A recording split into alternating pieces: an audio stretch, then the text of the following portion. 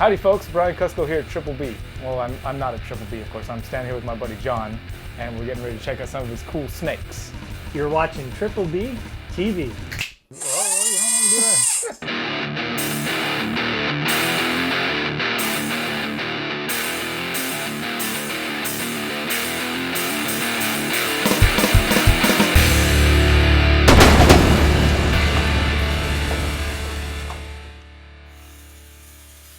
So how did you get into snakes, John?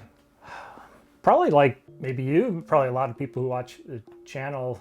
Growing up as a kid, my backyard was, for the most part, like a forest and backed up to a creek. This was in upstate New York.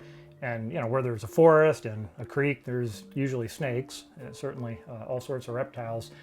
So I just kind of got into it then, and for whatever reason took a fascination with snakes in particular. And you know, I used to bring them home to Mom, and she'd, Johnny, get that thing out of here. And I'd always tell her, Mom, one of these days I'm going to get a snake of my own. And so after college, I guess it was 1990 when I got my first snake. It was a corn snake, and had it for many, many years. And you know, that's just how it got started. So I guess all in, I've been messing around with snakes for, well, I don't know, 40 years or so. Probably owned snakes for on and off for 28 years or whatever, but just always been a thing. So I've always been fascinated with them. I, of course, know about your foundation and everything, and I think some other people on YouTube do as well, but why don't you let our audience here know about your foundation and kind of where you're at with snakes right now. It's much different than the reason that a lot of other people are breeding snakes. You know, I think that your reason for breeding snakes is very commendable, and also, I mean, there's just a lot of deep meaning to it, obviously. So why don't you tell everybody what that's about? Yeah.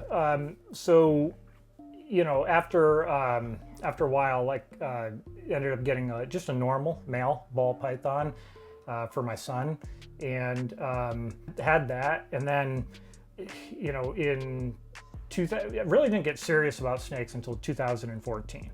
But to kind of understand exactly what brought me to that point, we have to go back 2 years to 2012. That was the year that my son, Sammy, was diagnosed with a brain tumor. And exactly a year later, at the age of 8, he died. So my wife and I, and a good friend of ours at the time, formed the Samuel Jeffers Childhood Cancer Foundation, and that was in 2014. So what we do is we raise money from the public, and we go out and we fund childhood cancer research all over the country. And we give a portion of the funds to, about 10% of the funds go to kids right here on the Central Coast, but 90% of it goes into research. 100% of it goes for childhood cancer, whether it's for directly to children or to research.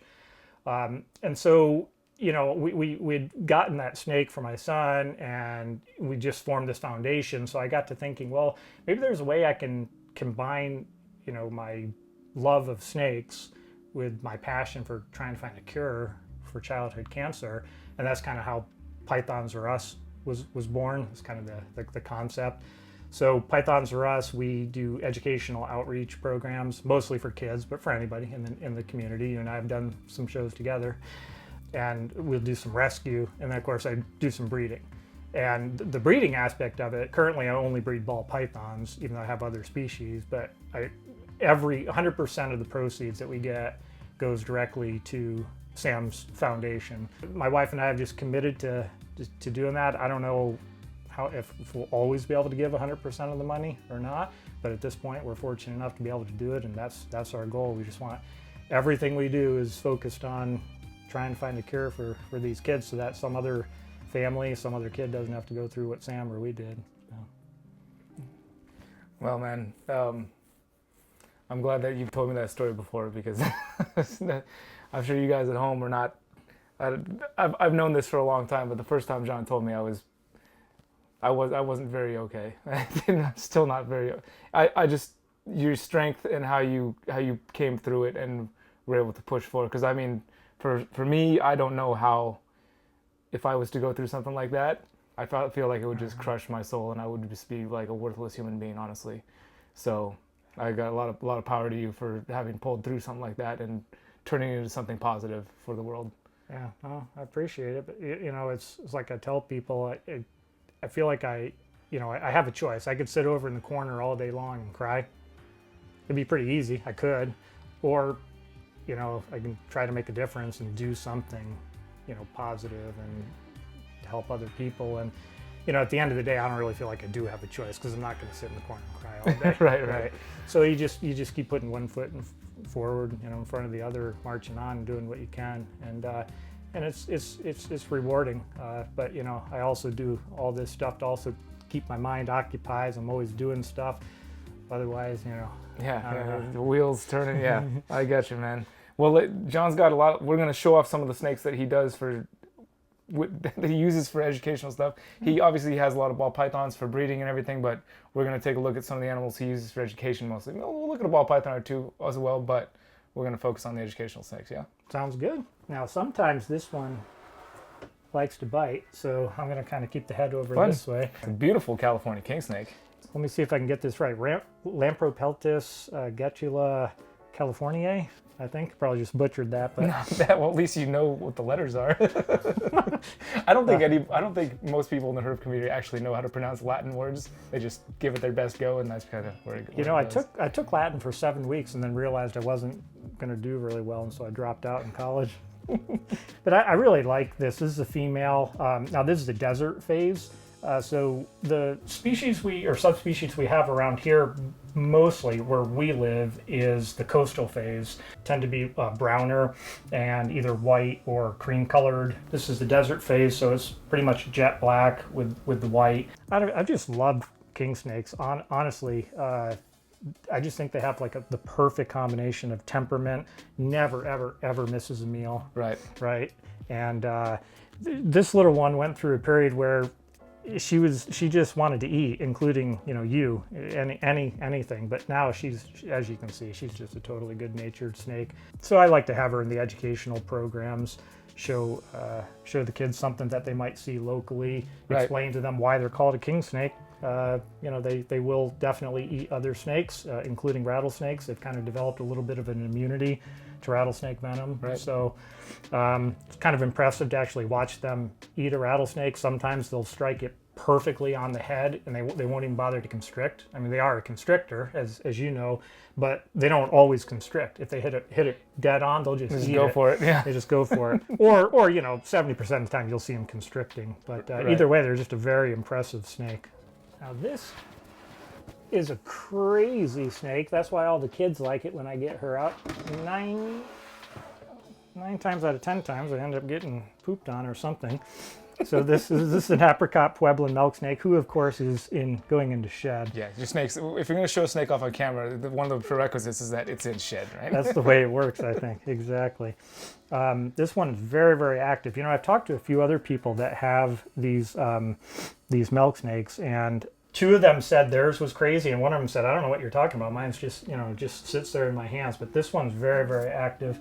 Like to get this one out for the kids, show them, kind of contrast it with the coral snake, which you can be found in the southern part of the U.S. from Florida to Texas. That's the eastern coral snake, and then from Texas over to Arizona is the western coral snake. And of course, one of the ways you can tell the difference is red on black, venom black. Red on yellow. Kill a fellow. Yeah. I don't really like that term, but sometimes it can get a point across. Yeah. Rhymes are easier to remember. It is, and the kids kind of like it anyway. But now this one, see if I can get this one right. Lampropeltis triangulum. All right. Campelli. That's the Pueblan part. So she's a good snake. This one and the king snake are both females. I don't really think I'm going to breed someday, but I went ahead and got females just in case. It's always a smart move. I think even if I do the same thing actually. If I don't think I'm going to breed them, I'll get a female just because. Yeah. Maybe. You bet. Yeah. You might as well. You get a couple year head start at least, and if you don't want to, great. Plus the females of a lot of the species we work with tend to get a little bigger, so more impressive for the kids. Yeah, exactly. Kids are always impressed when you pull out a big snake, man. Oh yeah. Pacific gopher snake, the juvenile Pituophis catenifer. Better than I would have done. People are going to be correcting me, I'm sure. Oh yeah. Well, they wouldn't be you have to correct people on the internet. That's the only. Hey, what's up, bud? Yeah. Now this guy, this is typical. I'm actually a little glad he did that in a way. A lot of times these are confused for rattlesnakes, right? Of course, yeah. The pattern is just so similar. Right. So the pattern's quite similar to especially to the northern Pacific. The other thing is that they will. You can see he comes up into this tight S. And it's not actually doing it right this second, but they will definitely rattle that tail. And they've got that blade in the epiglottis, right? That when they blow air out, and just get that loud hiss. Absolutely, the hiss is really incredible when you hear it, and that's also part of that getting the air in. It'll make their head look a little triangular, so similar to like a pit viper to the rattlesnake. So they're engaging in that Batesian mimicry pretty well. Now, if you've been around them long enough, if you've seen enough of these out in the wild, there's a lot of differences too. I mean, clearly right now you can tell the head is very small. The neck is actually a little wider than the head. Typically, they have about between 60 and 66 of these blotches, whereas like a northern Pacific will have between 30 and 32. So twice as many blotches. Of course, the tail is very, very thin and elongate, whereas the rattlesnakes is even the juveniles are going to at least have a button, right? So the tails are very, very different. The eyes, of course, difference between a Pacific gopher snake and a rattlesnake or any pit viper's eyes. The elliptical eye versus this nice round pupil. Exactly. These guys have the perfect nice round pupil, whereas the pit vipers have those cat-like verticals. So not that, out in the wild, hopefully you're not quite close enough to be able to see in that kind of detail, but there are quite a few differences between the two, of course. Yeah, but the pattern and the color is very similar, and that's one of their survival techniques, right? Exactly. We came across a baby rattler when I was out with the camp with my cousin last month and saw a little baby, and it's similar. It's very similar. Yeah. The coloration is, you could see where if you didn't know what you were looking at, you could make a deadly mistake. Yeah. Absolutely, and especially if you're new to snakes and you're scared of them anyway, which a lot of people are, and you're out in the wild and you come upon and you're startled. You're not necessarily thinking, even if you had read or something before, you don't always know. So, unfortunately, these guys will get killed a lot. Because of that, people not understanding the difference, but that's one of the reasons I got them, was to just kind of educate the public, show some of the differences, show that they're definitely can be a nice snake. They're certainly not gonna harm you. I think it's really cool that you're educating about local species, so that the kids are out there and they see something like, oh yeah, I saw that. Right. Yeah. Yeah. I mean, that's what I'm trying. I'm trying to get a few others as well, but it can be a challenge. It's taken me a few years to even be able to find just the limited number that I have. So the other thing is I like to get the normals, basically. Right, because that's what the kids are going to see. That's what the kids are going to see. Yeah. I mean, with the ball pythons, of course, you want the genes, you want the morphs, but I don't know, for these purposes, I kind of like the normals. Makes sense. Yeah. This is in deep shed. So this is a western hognose. Wow, look at the eyes, just completely and totally milky. It's really a shame, because usually the underside of these are absolutely stunning. You can see that if it wasn't deep in shad, that what looks gray now would be jet black. Oh yeah. And then the orange. Pinkish would be like a red and like orange. Very vibrant. Yeah, very vibrant. And the thing is on the bottom it looks a lot like the leaf litter, because they're down in the leaf litter a lot with their upturned little snouts looking for toads or small rodents. And they blend in absolutely perfectly, kind of whether you're looking top down or below. Exactly. So, and believe it or not, these things, not so much around here, these aren't native to where we live, but this also looks very similar to, say, a northern Pacific rattlesnake. Very much so. And even the feel. The keeled scales. Yeah. Yep, same exact thing. So a lot of times I'll let the kids feel this so that they can see what a rattlesnake would feel like. Not that they want to. And I usually, kids like us, we want to know what that thing feels like. That's true. But these hognoses are fascinating snakes. I love the way they look. I kind of like their personality. They have a lot of spunk. They'll have the little false strikes all the time, hitting you with their nose if they get a little upset. Out in the wild, sometimes they'll turn themselves over on their back, stick their tongue out, and just completely and totally go limp. It's a pretty impressive little display. It is. These guys are fascinating. One of the other ones I use for my shows Actually bred this one myself. So this is a ball python, obviously. When he says he bred it, he means he produced it. Don't start ragging on him for breeding eyeless. He produced this animal. He's not trying to breed it. Yeah, thank you for clarifying that, Brian. I get myself in all sorts of trouble. So this is actually a pastel pied. Really love his coloration. Actually, he's a real low white pie, but very vibrant. But his name is Mike Wazowski. I don't know if any of you out there remember the Monsters Incorporated show, but Mike Wazowski only had the one eye. So this snake was, in fact, born with just one eye. I really want to hear him talk like Billy Crystal. Yeah, I can't do that. Maybe he will. It was like it almost made it. Yeah. In fact, when he was really small, I kept thinking, oh, there's an eye there, but it's like deep inside or something. But no, it's not. But it almost. Yeah, it's real close. Yeah, I mean, it's almost fully formed. But it hasn't affected him. Obviously, he's eating. Oh yeah, I mean, he's probably one of the best eaters of that litter out of the 6 snakes.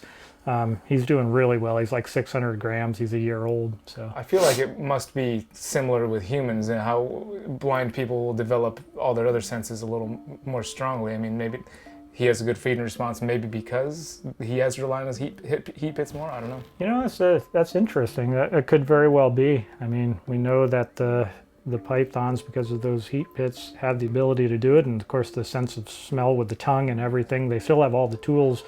Really, they certainly don't need the eyes, but I hadn't thought about it like you just described, that maybe his senses are even more pronounced because of the disability. But the kids like it, of course, and the name, I'm sure. So. Yeah, they love the name. Yeah. Plus, I just think he's a gorgeous snake. I'm really pleased with the way he came out. Yeah, nice, man.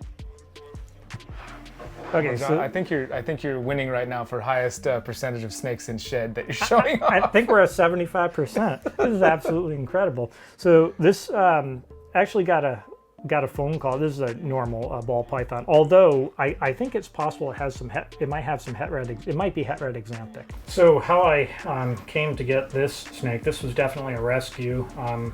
Got a phone call from the local vet. What they had thought happened was that the snake had been thrown out of a car and skidded across the road because she had no skin whatsoever all the way down. I have a video up on YouTube actually that shows this was all just raw. Probably about 12 weeks of antibiotics, and we actually did laser therapy. Oh wow. For a good 6 weeks. Personally, what I think happened was that somebody was keeping her in an aquarium type cage and probably had an incandescent light or some sort of a bulb that gets very hot inside the cage, and she tried to get out, and the whole time she was trying to get out, she was burning her back, and her snout's kind of all messed up because she was trying to get out.